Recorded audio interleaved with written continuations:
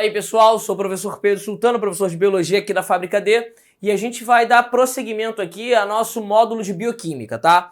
Então, se você está seguindo aí a ordem comum das coisas, primeiro você começou a ver os elementos formadores dos seres vivos, depois você viu que existem substâncias chamadas de inorgânicas, e depois você está vendo as substâncias orgânicas.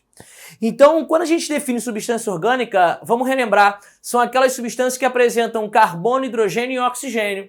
E aí, quais seriam as substâncias orgânicas que vamos estudar? Na verdade, o carboidrato você já viu, hoje a gente está vendo lipídio, depois a gente vê proteína e ácido nucleico, tudo bem? Essa é a ideia de substâncias orgânicas, ou seja, substâncias onde eu tenho carbono, hidrogênio e oxigênio. Agora, se eu falo para você que todas as moléculas orgânicas, sejam elas carboidratos, lipídios, proteínas, ácido nucleico, todas elas têm carbono, hidrogênio e oxigênio, é importante que eu consiga diferenciar essas moléculas. Como é que eu sei olhando que aquilo ali é um lipídio e não é uma proteína? Como é que eu sei olhando que aquilo ali é um lipídio e não é um carboidrato? Então, para isso, eu preciso um pouco da tua química. Lembra daquelas funções orgânicas? Aldeído, álcool, éster, cetona. Então, a gente vai precisar disso aqui porque, sabendo as funções orgânicas, a gente consegue definir o quê? Quais moléculas orgânicas a gente vai estar trabalhando. Quando você viu o carboidrato, você viu que o carboidrato ele é um álcool, ou melhor, um poliálcool derivado de aldeído ou cetona. Ou seja, ele é uma aldose ou uma cetose. Agora, quando eu olho o lipídio, galera, o lipídio ele não tem uma função orgânica definida. Ou seja, não vai ter amina, não vai ter nada definido. Aí tu pensa assim, porra, então como é que eu vou definir um lipídio? Lipídio, galera, são moléculas apolares. Se o lipídio é molécula apolar, é aquele cara que é hidrofílico ou hidrofóbico? É o cara que é hidrofóbico. Então, se esse cara ele não tem uma função orgânica bem definida e ele é apolar, com certeza ele é um lipídio. Então, por exemplo, o colesterol, quimicamente falando, ele é um álcool. Ele tem a função orgânica de álcool, ele tem uma hidroxila lá. Agora, é uma molécula polar, então você pode falar que o colesterol é um tipo de lipídio. Por exemplo, triglicerídeo é outro tipo de lipídio. Hormônios esteroides, outro tipo de lipídio. Então é importante que você entenda, turma, que quando eu defino um lipídio, ele não tem uma função orgânica definida. Eles geralmente são moléculas o quê? Apolares. Agora, geralmente não, são moléculas apolares. Agora, geralmente, esses lipídios vão derivar de um ácido graxo mais um álcool. E aí, galera, o que seria um ácido graxo? Ácido graxo, ele é um ácido monocarboxílico, ou seja, apresenta um C-OH. Se eu tivesse vários C-OH, aí eu não seria mais monocarboxílico. Então é importante que para ser ácido graxo, ele tem que ser monocarboxílico. Além disso, o ácido graxo ele é um ácido de cadeia longa, ou seja, tem uma cadeia carbônica muito grande. E essa cadeia tem que ser aberta. Então, por exemplo, olha para cá, isso aqui, ó, 1, 2, 3, 4, 5, 6, 7, 8, 10, 12. E aí lá no final, eu tenho um C-OH. Então, galera, isso aqui é um ácido graxo, ou seja, ele é monocarboxílico, ele tem uma cadeia carbônica longa e uma cadeia sendo aberta. Agora, esse ácido graxo ele pode ser saturado ou insaturado. Relembra, quando o cara ele é saturado, significa dizer que os carbonos estão fazendo todas as ligações simples. Ou seja, não tem o quê? A chamada insaturação. Então, nesse meu exemplo aqui, é um ácido graxo saturado. Tudo bem? Agora, a partir do momento que eu coloque aqui, por exemplo, uma dupla, aí eu tenho para você agora que esse ácido graxo, ele é o quê? Insaturado. Ou seja, quando ele é insaturado, eu vou precisar da tua química, é quando eu tenho ligações duplas ou triplas. Lembra disso na química? Lembra ligação π, ligação sigma? A ideia é a mesma. Então, ácidos graxos saturados, a sua cadeia carbônica só apresenta ligações simples. E ácidos graxos insaturados, a sua cadeia carbônica apresenta ligação dupla. Lembrando que quando é insaturado, o ácido graxo ele pode ser cis ou trans. Então, qual vai ser a ideia? Olha para cá rapidinho. Vou apagar aqui, ó, e você acompanha comigo. Olha para cá. C dupla C. Se eu tenho a mesma molécula aqui em cima, ou o mesmo componente aqui em cima, e no outro carbono o mesmo também, essa estrutura aqui ela é chamada de insaturada, né? Porque eu tenho a minha dupla aqui. E no caso vai ser que tipo de insaturação? Cis ou trans? Cis. Agora, se eu tenho a mesma coisa para cima e agora a mesma coisa para baixo, mesmo ligante para baixo, aí agora eu já tenho uma insaturação do tipo trans. E é exatamente isso, galera, que eu vou utilizar para conseguir nomear o quê? Aquelas gorduras. Gordura saturada, então, é uma gordura rica em ácidos graxos saturados. Gordura insaturada, ela é uma gordura rica em ácidos graxos com que tipo de insaturação? Cis. E a gordura que é dita trans, ela é rica em ácidos graxos que apresentam a insaturação do tipo trans. Essa é a definição, então, quando eu pego lá gordura saturada, gordura insaturada, gordura trans, quando eu olho lá no alimento que eu estou ingerindo ou que eu vou ingerir no futuro. Essa é a ideia. Tranquilo? Beleza? Bom, continua acompanhando comigo aqui. Continua acompanhando comigo aqui. Eu só fui olhar para ver se o microfone estava ligado, galera. Vi que estava ligado. Ele gosta de ser ouvido. E aí, qual vai ser a ideia aqui? É importante que a partir disso você consiga entender qual é a gordura boa e qual é a gordura ruim. Por exemplo, o que é interessante é comer a gordura insaturada, que é a gordura do tipo cis. A gordura trans e a gordura saturada, elas são gorduras um pouco mais maléficas, porque elas são dificilmente metabolizadas. Se elas são dificilmente metabolizadas, em tese elas têm uma tendência maior a quê? A se acumular nos vasos sanguíneos, gerando aquela chamada placa de ateroma, aquele processo de aterosclerose. Agora, cuidado, não é arteriosclerose, é aterosclerose. Arteriosclerose é o envelhecimento natural que o vaso sanguíneo vai sofrendo. Tranquilo? Agora, quando eu tenho entupimento de vaso por placa de gordura, por placas de ateroma, a gente chama de aterosclerose. Tranquilo? Bom, continua comigo aqui. Quando eu junto o ácido graxo, que eu já defini o que é, mais um álcool, relembra, como é que eu sei reconhecer um álcool, hein? É um C ligado a uma hidroxila, a um OH. Então eu pergunto aqui a você, se eu junto um ácido graxo mais um álcool, qual é a função orgânica que eu observo? É o chamado éster. Então, galera, geralmente os lipídios eles vão ter qual função orgânica? Éster. Agora, todo lipídio vai ser um éster? Não. Acabei de dar um exemplo de um álcool, que é o colesterol, que é um lipídio. Então, eu falei que geralmente eles derivam de um ácido graxo mais um álcool. Quando eu junto um ácido graxo, que é um ácido carboxílico mais um álcool, eu vou chamar o cara de éster. Tudo bem? Tranquilo? Então, uma vez você entendendo a estrutura de um lipídio, a gente pode falar das funções do lipídio. Que aí fica fácil, né? Pô, eu acho que não vai ter dificuldade nenhuma. Falei em função de lipídio, isso aqui é bem claro. Eu tenho lipídio com função energética. Fala pra mim, qual é o lipídio que você conhece que atua como fonte energética, como reserva energética? É o tal do triglicerídeo. É o lipídio que tá ali, ó, sendo armazenado no teu tecido adiposo unilocular. Coisa que você vai ver na aula de histologia. Na aula de histologia você vai ver que existe um tecido adiposo uni e multilocular. E lá eu posso acabar armazenando o triglicerídeo, que é o lipídio de natureza energética. Então cuidado, não é todo lipídio que vira energia. Se eu pegar colesterol, não vai virar energia. Se eu pegar hormônio esteroide, não vai virar energia. É o tal do triglicerídeo. Tranquilo? Esse tem também a função lipídica como isolante térmico. Essa é muito clara você entender. Então, indivíduos que apresentam uma capa de gordura um pouco maior conseguem aproveitar essa função de maneira mais o quê? Objetiva, de maneira mais intensa. É a mesma ideia você pensar no urso polar. Então, quanto mais tecido adiposo eu tenho, quanto mais lipídio eu tenho, melhor em termos de controle de temperatura. Outra que também é bem comum é a função estrutural. Aí você pensa, porra, a função estrutural, Pedro, é lipídios compondo estruturas. Fala pra mim um lipídio que tem uma função estrutural.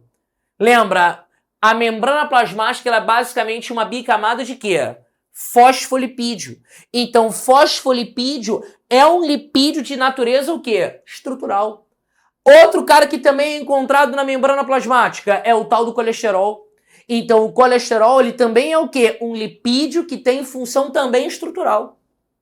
Outra função do lipídio, proteção contra choques mecânicos. Essa eu acho também que é meio óbvia. Quanto maior a capa de gordura que você tem, porra, melhor. Então, se você dá o soco na barriga de uma pessoa magra e o soco na barriga de uma pessoa um pouco mais obesa, é óbvio que a pessoa magra vai sentir muito mais o impacto do que a pessoa obesa. Se você lembrar aí do UFC, quem aí curte ver o UFC, tem um camarada chamado Roy Nelson, que ele é peso pesado. E ele aguenta muita pancada, porque o tecido adiposo dele é muito grande, a capa de gordura que ele tem é muito grande. E ali, ó, absorve muito impacto mecânico. Uma outra função lipídica é a função hormonal. Ou seja, existem lipídios que são hormônios. Como existe também hormônio proteico. Fala pra mim, quem seriam os hormônios lipídicos que você tem que saber? Os hormônios sexuais, ou seja, estrogênio, testosterona e progesterona. E, além disso, cortisol e aldosterona. Todos esses 5 hormônios, eles são ditos hormônios lipídicos. Ou seja, são moléculas apolares. E aí, o restante vai ser sempre o quê? Proteico. Insulina, glucagon, ADH, GH, ACTH, FSH, todo mundo é hormônio proteico. Agora, esses 5 aqui acabo de citar são hormônios lipídicos. Vou repetir. Estrogênio, progesterona e testosterona, os hormônios sexuais. Foram 3. E, além disso, o cortisol, que é um tipo de glicocorticoide, e a aldosterona, que é um tipo de mineralocorticoide. Esses 3 hormônios sexuais formados pelas gônadas, testículo e ovário. Testículo foi demais. Testículo e ovário, enquanto o cortisol e a aldosterona é produzido pela chamada suprarrenal ou adrenal. Tranquilo? Beleza? Pelo chamado córtex da suprarrenal ou córtex da adrenal. Beleza? E além disso tem a função também de ser isolante elétrico. Aí você pensa, porra, lipídio isolante elétrico? Desculpa. Qual é o exemplo mais prático que eu posso dar para você de um lipídio atuando como isolante elétrico? O mais prático, turma, é a chamada bainha. Vou até escrever aqui, ó. A bainha de mielina. Bainha de mielina essa que é muito visível aonde? Nos neurônios, principalmente nos prolongamentos, nos chamados axônios. Então eu tenho a bainha de mielina que é formada por células, né? Ou oligodendrócito, no caso do sistema nervoso central, ou célula de Schwann, no caso do sistema nervoso periférico. São estruturas ricas em lipídio. Lipídios esses que são derivados a partir de uma organela chamada de peroxissomo. Então, o peroxissomo ele é fundamental no processo de formação do lipídio da bainha de mielina. E qual é a função da bainha de mielina? Garantir uma natureza do impulso nervoso sendo saltatória. Ou seja, essa bainha de mielina acelera e muito a velocidade de transmissão do impulso nervoso, do impulso elétrico ao longo do axônio. Beleza? Bom, a gente encerra esse quadro aqui agora. Vamos continuar o nosso estudo de lipídios, vendo a classificação desses lipídios. Bom, pessoal, então vamos lá. A gente vai começar a ver agora quais são os tipos de lipídios que a gente tem. O primeiro que eu coloquei ali, ó, que é o mais importante em termos de incidência no vestibular, é o chamado glicerídeo. E aí o principal tipo de glicerídeo que a gente tem é o triglicerídeo ou triacilglicerol. E eu coloquei ele aqui como TAG. Então TAG, galera, é o principal tipo de glicerídeo que a gente tem. É o lipídio de natureza energética. E esse camarada aqui, ele é um éster. Ele é formado pela esterificação de um glicerol. Então, esse cara aqui, ele é derivado de um glicerol com 3 ácidos graxos.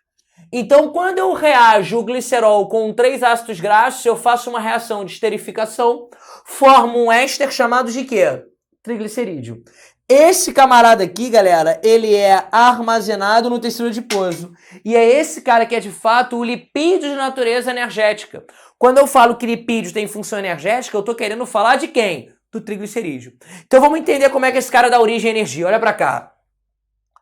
Esse camarada aqui, que é o triglicerídeo, ele é quebrado, ou seja, ele sofre um processo de lipólise. Lembra, lise quebra, lipolipídio. Então ele sofre um processo de lipólise, formando glicerol e o ácido graxo.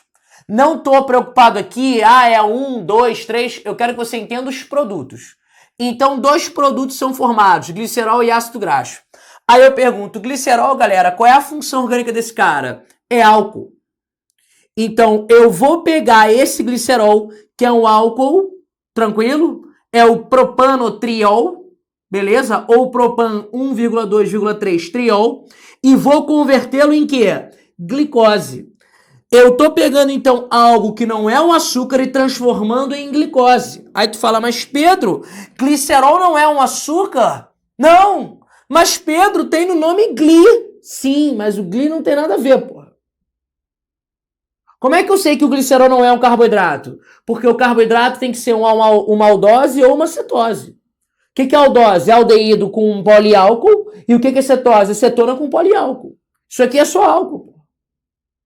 Então, se eu pegar esse cara aqui que não é um açúcar e transformar em glicose, eu estou fazendo uma coisa chamada de gliconeogênese. Glicoglicose, neo nova, gênese origem, formação. Então eu tenho a nova formação de glicose. Ou seja, formei glicose a partir de algo que não é um açúcar. Aí eu pergunto, uma vez eu tendo glicose, a partir do glicerol que veio do triglicerídeo, o que eu faço com ela? Via glicolítica, forma quem? Piruvato, isso aqui você já viu, hein? Piruvato. Piruvato vira acetil-coenzima A. Acetil-CoA entra no ciclo de Krebs. Ciclo de Krebs vai para a cadeia respiratória e aí eu, tenho muito ATP sendo formado. Ou seja, a glicose, ela vai sofrer quebra, vira piruvato, piruvato vira acetil-CoA, acetil-CoA, ciclo de Krebs, depois do ciclo de Krebs, cadeia respiratória. Então, via glicolítica, ciclo de Krebs e cadeia respiratória, isso tudo aqui, galera, são as 3 reações da respiração celular e eu tenho a formação de ATP. Tudo bem ou não? Tranquilo? Bom, vamos ver agora o que vai acontecer com o ácido graxo. O ácido graxo, galera, que ele é formado a partir da lipólise, ele sofre um processo chamado de beta-oxidação. E aí, quando o ácido graxo sofre a beta-oxidação, forma-se então o chamado acetil-CoA. Cuidado, acetil-CoA é acetil-coenzima A, não é acetilcolina. Acetilcolina é neurotransmissor. Aqui é um intermediário do metabolismo. Então, o que vai acontecer? Este acetil-CoA, ele pode ser jogado aonde? No ciclo de Krebs. Depois do ciclo de Krebs, eu tenho o quê? Cadeia respiratória. Tendo cadeia respiratória, eu tenho a máxima formação de quem? Do ATP, que é a energia que eu quero formar. Agora, existe também uma outra coisa que eu posso fazer com esse acetil-CoA. Turma, é claro para todo mundo que esse acetil-CoA é uma fonte de energia? É, né? O acetil-CoA pode ser jogado no ciclo de Krebs. Então, seria interessante mandar o acetil-CoA para o sangue? Sim, porque o acetil-CoA, uma vez no sangue, ele consegue chegar a todos os tecidos. E aí os tecidos poderiam pegar o acetil-CoA e utilizá-lo no seu ciclo de Krebs, para produzir seu ATP, sua energia. Agora, eu não consigo mandar acetil-CoA para o sangue. Então, qual o caminho que eu tenho que fazer? Pegar o acetil-CoA e convertê-lo nos chamados corpos cetônicos. Se eu estou formando corpo cetônico, eu tenho um processo chamado de cetogênese. Ceto, corpo cetônico, gênese, formação. Então, para que eu formo o corpo cetônico? Porque aí sim, esse cara eu consigo mandar para o sangue. O que vai acontecer com o corpo cetônico no sangue? Ele vai chegar em todos os tecidos, em todas as células. As células pegam o corpo cetônico, convertem novamente em acetil-CoA e utilizam o seu ciclo de Krebs. Essa é a ideia. Então, de maneira didática, o corpo cetônico ele é o quê? A forma que eu tenho de mandar o acetil-CoA para onde? Para o sangue, para as outras células. Uma vez que a beta-oxidação ela é feita basicamente no fígado. Basicamente. Aí eu pergunto a você, 3 são os corpos cetônicos. Eu tenho beta-hidroxibutirato, acetoacetato e a acetona.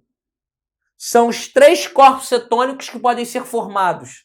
Beta-hidroxibutirato, acetoacetato e acetona. Tranquilo? É exatamente dessa forma que esse triglicerídeo aqui ele vira energia. Ou a partir do ácido graxo, sendo beta-oxidado e virando acetil-CoA, ou a partir do glicerol, sofrendo gliconeogênese e virando glicose. Lembrando que tudo isso aqui veio do processo de lipólise, que quem sofreu? O triglicerídeo. Agora, cuidado, turma. Lipólise é o nome da via do metabolismo. Agora, o nome da enzima que faz a lipólise eu chamo de quê? Lipase. Então, a lipase, lembra, a terminação ase indica enzima, é a enzima que quebra o triglicerídeo, produzindo, induzindo a lipólise. E aqui a beta-oxidação e gliconeogênese e a cetogênese são reações do metabolismo feitas por quem? Por um conjunto de enzimas. Fala pra mim, turma, se lipólise é a degradação do triglicerídeo, o que seria a formação do lipídio? Formação do lipídio eu chamo de lipogênese ou lipidogênese. Lembra? Fica fácil. Usa sempre, turma, a etimologia da palavra a teu favor. Sempre. Porque isso vai te facilitar, principalmente em biologia, quando às vezes tiver um nome estranho e você achar que tá tendo dificuldade. Porque pensa, o nome gliconeogênese por si só é um nome difícil. Mas depois que você entende a etimologia, fica fácil. Mas quando que essas etapas do metabolismo serão ativadas? Aí, turma, sistema endócrino. Quando a gente for falar de hormônio. Eu quero só te mostrar como que o triglicerídeo você aprende que é fonte de energia. Acabei de te mostrar. Agora, quando que ele vai virar energia? Quando que ele vai ser quebrado para isso aqui acontecer? E em quais momentos do metabolismo essas vias serão ativadas? Isso é aula do sistema endócrino. Já te adianto, basicamente durante o jejum e durante a atividade física. E aí você tem que entender a integração metabólica junto com os hormônios que vão disparar a ativação dessas vias do metabolismo. Tranquilo? Continuamos aí na classificação dos lipídios. Vamos ver o próximo. Bom, pessoal, seguinte. Segundo aqui, ó, é o chamado fosfolipídio, tá? O fosfolipídio, galera, ele é o único lipídio que a gente tem anfipático. Lembra que eu falei pra você que o lipídio, geralmente, ele na verdade, ele tem que ser o quê? Apolar. Só que a gente tem um lipídio só que é anfipático, ou seja, tem uma região que é dita polar e uma região que é dita apolar. Tranquilo? Bom, sendo encontrados nas chamadas membranas celulares. Então lembra que o fosfolipídio é o principal componente tanto das organelas membranosas quanto da membrana plasmática. Então aqui, galera, tá mais ou menos a carocinha dele. Eu tenho essa cabecinha aqui, que é uma região que é dita polar, que é uma região formada por glicerol, podendo ter outras moléculas. Enquanto que eu tenho duas perninhas aqui representadas em azulzinho, que é o meu chamado ácido graxo, que é a região apolar da molécula. Então, gente, é meio claro você entender que qual das duas regiões interage com a água? As perninhas ou a cabecinha? É óbvio que é a cabecinha. Lembra que a água também é o quê? Polar. E semelhante dissolve semelhante. Então, lembra que a região polar interage com a água também, que é polar. Enquanto que a região apolar não interage com a água. Então, qual é a ideia? Se eu tenho uma região polar e uma região apolar, essa estrutura, esse fosfolipídio, ele é anfipático. Tudo bem? E esse lipídio, galera, você não pode esquecer que ele é um lipídio de natureza estrutural. Agora, olha pra cá. Tá vendo que aqui a perninha está fechada e aqui a perninha está aberta?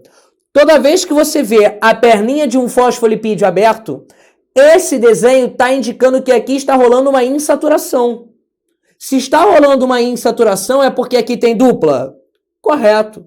E quanto mais insaturado é o meu fosfolipídio, ou seja, o ácido graxo do meu fosfolipídio, mais fluido vai ser a membrana. Então, esse número de insaturações está diretamente relacionado a quê? A maior fluidez da membrana. Então, se eu tenho ácidos graxos dos meus fosfolipídios saturados, a membrana está menos fluida. Se eu tenho mais ácidos graxos do meu fosfolipídio insaturado, a membrana está mais fluida. Então lembra que a insaturação é a perninha aberta do ácido graxo do fosfolipídio. Enquanto que a perninha fechada significa que o ácido graxo ele é saturado do fosfolipídio. Tranquilo? Lembrando que as perninhas representadas pelo ácido graxo é polar, enquanto que a cabecinha representada pelo glicerol é polar. Logo, se eu tenho uma região polar e uma região apolar, eu falo que a minha molécula ela é anfipática. Uma parte interage com a água, a outra não. Então, turma, fica bem claro, né? Olha para cá rapidinho. A membrana plasmática, ela é uma bicamada de fosfolipídio, tá? Então, eu tenho aqui, ó, uma bicamada de fosfolipídio. Então, aqui eu teria... Imagina que aqui é a membrana, tá? Então, tá aqui a minha bicamada de fosfolipídio. Aqui eu tenho o MEC, que é o meio extracelular, e aqui eu tenho o MIC, que é o meio intracelular. Pergunta que eu te faço. Qual parte interage com a água? A cabeça ou as perninhas? É óbvio que é a cabeça. Então, a água ou está aqui, ou está aqui. Não tem como ela estar aqui na meiuca ou entre os ácidos graxos do fosfolipídio. Aí eu pergunto, só de curiosidade, quem é o cara que vai estar entre os ácidos graxos do fosfolipídio? Alguém que seja polar ou apolar?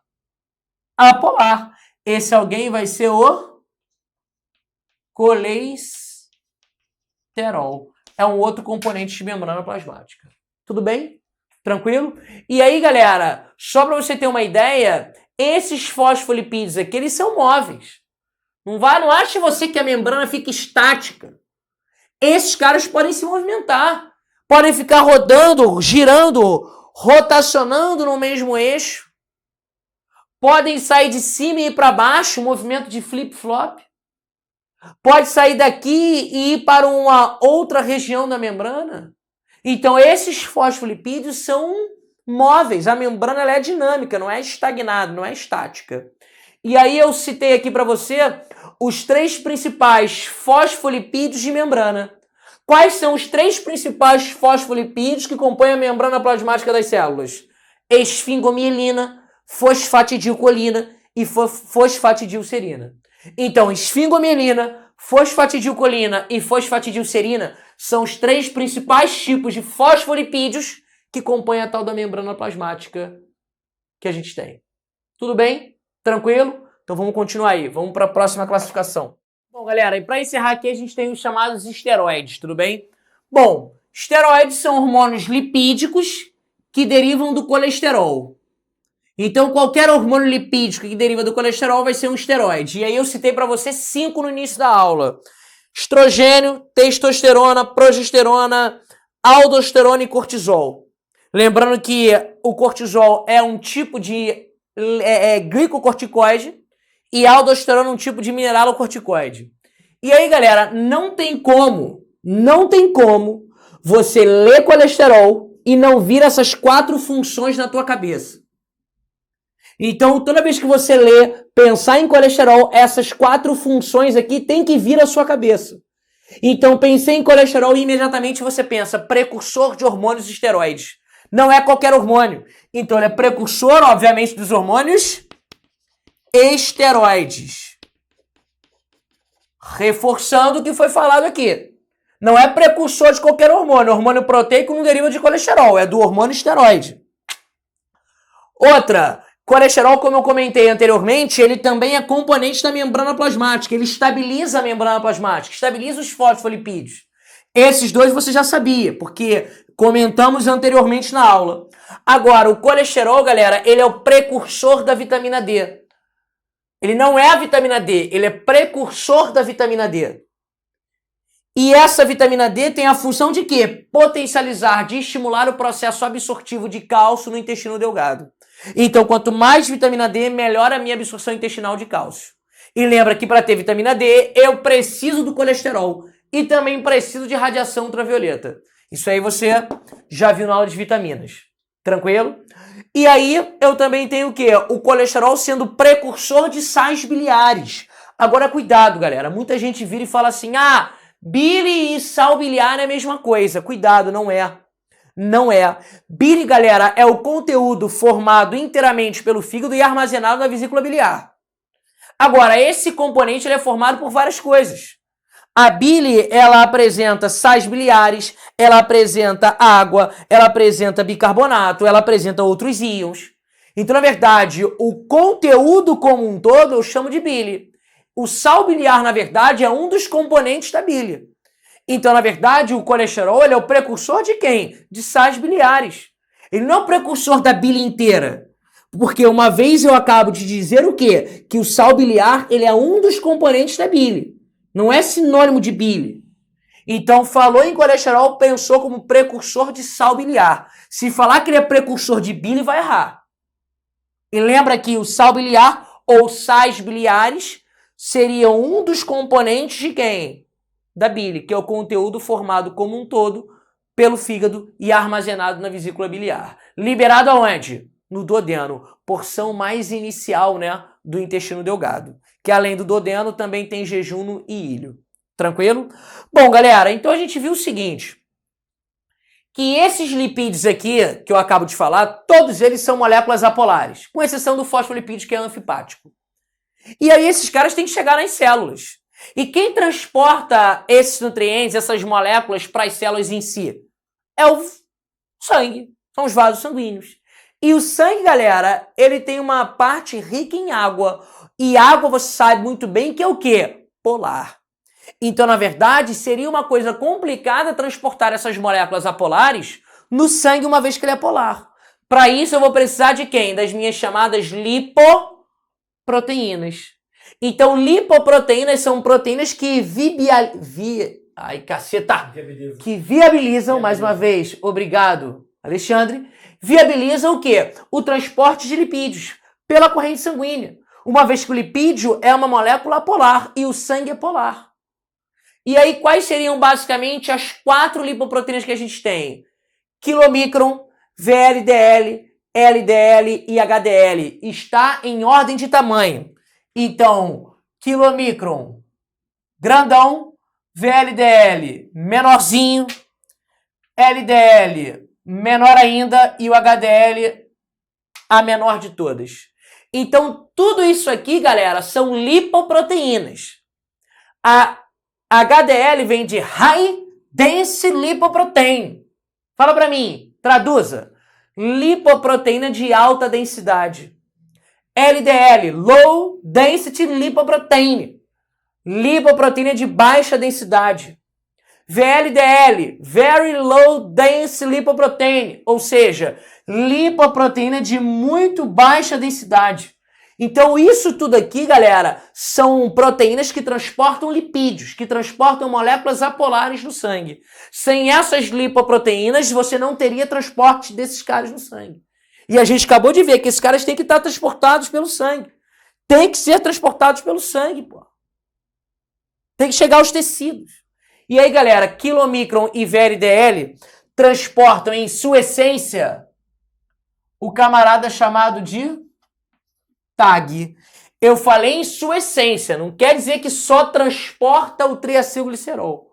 Mas em sua essência, falei em quilomicron e falei em VLDL, você pensa em lipoproteína rica em quê? Triglicerídeo. E quando eu falo em em LDL e HDL, eu penso basicamente o transporte de essência de colesterol. Ah, Pedro, tem só colesterol no LDL e no HDL? Não. Esses caras transportam lipídios como um todo. Mas qual o lipídio mais abundante de LDL e HDL? É o colesterol. Qual o lipídio mais importante, mais abundante de quilomicron e VLDL? É o TAG. Então você começa a entender que falar em colesterol bom e ruim é meio burrice, né? Porque na verdade a molécula em si é a mesma. O que muda é a lipoproteína que está transportando esse cara. Essa é a ideia. Mas o colesterol em si é o mesmo. Mas as pessoas vulgarmente chamam o LDL de mau colesterol e o HDL de bom colesterol. Por que chamam o LDL de mau colesterol? Porque é essa lipoproteína aqui uma das principais moléculas causadoras da placa de ateroma, do entupimento de vaso sanguíneo, da chamada aterosclerose. É quando eu acabo tendo um entupimento e a deposição de LDL entre a túnica íntima, no interior da túnica íntima do vaso sanguíneo. E aí eu começo a ter o entupimento do vaso e, consequentemente, a diminuição do calibre do vaso. E uma vez o calibre do vaso diminuindo, eu acabo tendo aumento de pressão, pode entupir o vaso como um todo. E aí, galera, eu vou colocar um videozinho no YouTube, lá no nosso site agora, para você ver sobre a aterosclerose. Existe um vídeo, quem já quiser ir procurando, não quiser clicar no link, se quiser também, ou ver depois e tal.